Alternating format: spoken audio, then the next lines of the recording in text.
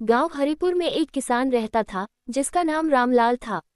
रामलाल गरीब था लेकिन मेहनती और ईमानदार था।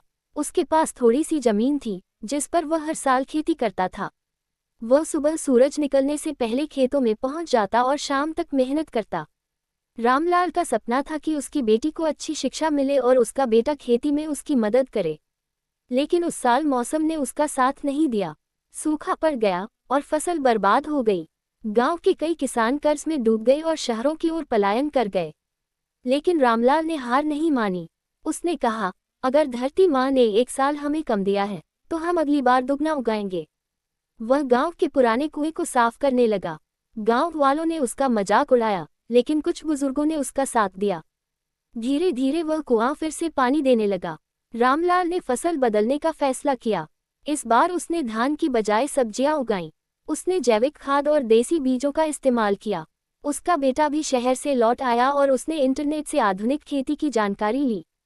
2 महीने बाद रामलाल की मेहनत रंग लाई। उसके खेत में हरी भरी सब्जियां लहलहा रही थीं। शहर के व्यापारी खुद उसके खेत तक आए और सब्जियां खरीदी। रामलाल ने न सिर्फ कर्ज चुकाया बल्कि नया ट्रैक्टर भी खरीदा। उसकी बेटी को एक अच्छे स्कूल में दाखिला मिला और गांव के लोग अब उसे आदर से देखने लगे। जो किसान पहले शहर चले गए थे वे भी लौटने लगे। रामलाल अब गांव के युवाओं को जैविक खेती सिखाता है। उसने एक छोटी सी प्रशिक्षण केंद्र भी खोला है। आज रामलाल सिर्फ एक किसान नहीं बल्कि प्रेरणा बन चुका है। उसकी कहानी बताती है कि अगर नीयत साफ हो